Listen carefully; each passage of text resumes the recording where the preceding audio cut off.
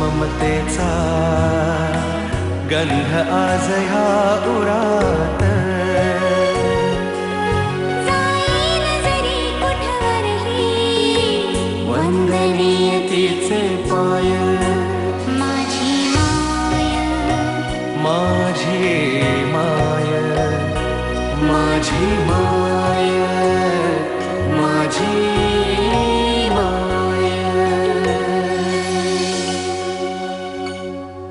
सद्रक्षणाय खलनिग्रहणाय, संतांचे रक्षण दुष्टांचे निर्दालन.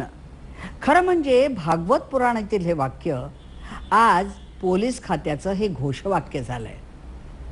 माझी माय लहानपणी मला म्हणायची, अरे बाळा तुझं नावच भगवंत ठेवलंय तेव्हा भगवंतासारखा वाग. भगवंताच्या संस्कारांचा पहिला ठसा माझ्या मायनंच माझ्या मनावर नोंदवला, जो आजही टिकून आहे. सुदैवानं पोलीस खात्यातच नोकरी मिळाली. या व्यवसायाची दिशा आणि वळण जिनं मला दिलं ती माझी माय, भगवंत मोरे यांची माय सुमित्राबाई मोरे, माझी दिशामय माय.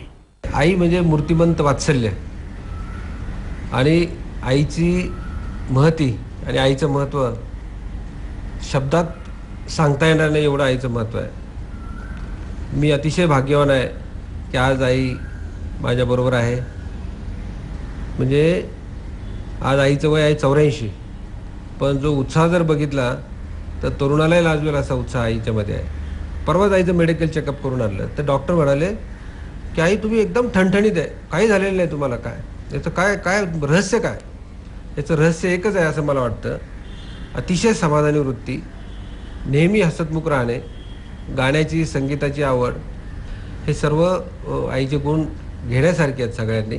आणि म्हणून मला आईच्याबद्दल प्रेम तर आहेच, पण अतिशय अभिमान वाटतो. आईचं पूर्वाश्रमीचं नाव सुमित्राबाई गणपतराव देशमुख. मोरे फॅमिलीमध्ये म्हणजे आमच्याकडे जेव्हा आई लग्न होऊन आली तेव्हा सुमित्राबाई दत्ताजीराव मोरे, गावाचं नाव आमच्या वडगाव पान, नगर जिल्ह्यातल्या संगमनेर तालुक्यातलं एक गाव, पानासाठी प्रसिद्ध. आणि माहेरची देशमुख फॅमिलीतली आई दर्यापूर, अमरावती जिल्ह्यामध्ये. माझी माय. 120 विद्यार्थ्यांमध्ये शाळा चालू केली वडिलांनी, 4 खोल्या, पत्र्याची शाळा. आणि मला त्या शाळेमध्ये जबरदस्तीनं टाकलं माझ्या इच्छेविरुद्ध. कारण का तर आपण शाळा चालू केली, आपली मुलं जर दुसऱ्या शाळेत शिकत असतील तर इथं कोण मुलं येणार खेड्यापाड्यातले. मी आता आईने जे सांगितलं की 100 वर्षाची परंपरा असलेले सर दिनशा मानेकशा पेटीट म्हणून, sir D M Petit high school म्हणून होतं, त्यामध्ये होतं. आणि मला बऱ्यापैकी मार्क पडत मी पास होतो. त्या शाळेतून काढून मला ह्या शाळेत टाकलं.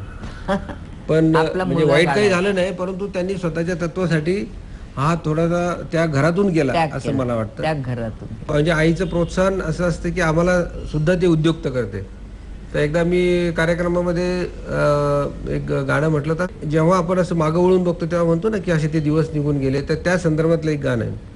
वेगवेगळी फुले उमलली रचुनी त्यांचे झेले, एकमेकावरी उधळले गेले ते दिन गेले, गेले ते दिन गेले.